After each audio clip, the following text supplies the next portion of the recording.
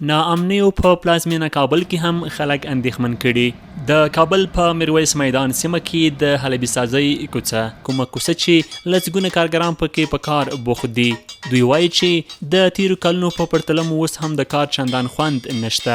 د دوی په خبره وروستیو ناامنیو او جګړو پر کاروبار بد اغیز کړی دی. قسم که شما ببینید همین جنگ ناامنی که هست قدر تاثیر کرده که اگر فرض مثال ما سابق سودا میکنیم در دکان 5000 آل سودا نمیکنیم، بر روزا دسلاف نمیکنیم، بر روزای دسلاف نمیکنیم، حتی با بنان چاشت و با چای سوب ایران میمونیم که ما چه قسم کنیم در دکان نه. شما از چشم دید خود میبینین یکی خود جنگ است، یکی بی امنی و دیگه که چسبکیست و جنگ است و جدال است. همی قدر کار به صفر قرار داده که کار ما مردم تا بسیاری وقتا نمیبینی که ما دسلاف چای سوب نمیخوریم. د حلبي سازۍ په نوم مشهوره کوڅه چې لسګونه کسان پکې له څو لسیزو په کار بوخت دي او له اوسپنې څخه د کور لپاره بېلابېل وسایل جوړوي، خو په دې وروستیو کې له کار کولو خوښ نه دي. یا جنگ و ناامنی خو حتما تاثیر داره، خصوصا یک انفجار، یک چیزی که میشه در ساعت یک هفته یک ماه رو هیچ کس در بازار نیستن، اکثریت میره در خانه خود از کار نیست، برای مردم میدن ترس هم در بیرون نمیتونن. مزهش نیست در مجموع دیگه. در مجموع کار کلگی نیست، خصوصا حلبی سازی کار فصلی ماست، در مجموع بازم کار حلبی سازی نیست دیگه قدر.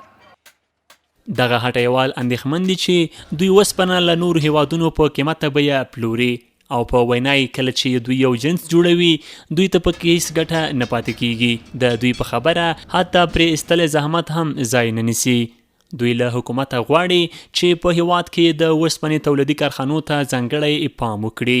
حالا این هم قیمت است، بخصوصی بیلرام پیدا نمیشه، سودام نیست دیگه. حال مثلا ما اگه اینو بخریم قیمت رو قیمت جور کنیم مردم استفاده نمیکنه، قیمت از ما نمیخره. کار ما دیگه خیلی وضعش خرابه. بر ما این میاین که یک ذره ارزان شوه، هم کار ما خوب میشه، هم مردم استفاده میتونه. حالا این شده قیمت یک تختای یک وقت بود 340 روپیه، حالا 540 روپیه شده. همداراز ډیری کابل ښاریان بیا وایي چې دلته د کور د ضرورت وسایل په ښه کیفیت او معیاري توګه جوړیږي، خو روان بد وضعیت له بل هر وخت د نورو کارونو ترڅنګ د دوی کارونه هم اغیزمن کړي دي. حوادث اخیر که در افغانستان همه جنگ و ناامنی که دامنگیر شده یک کمک در کل کارها یک تاثیر خود گذاشته.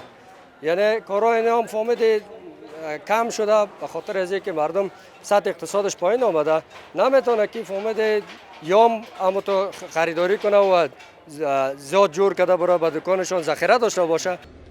دغه کسبګر په ژمي کې مختلف ډوله بخارۍ، نلونه او په اوړي کې ابدان، دیګ، صندوقونه، سماوات، دخلونه او همداسې نور شیان جوړوي. خو وروستیو ناامنیو یې کارونه سخت ټکني کړي. دوی زیاتوي که امن راشي په ټپه ولاړ کارونه به یې ورسره بیرته ښه شي.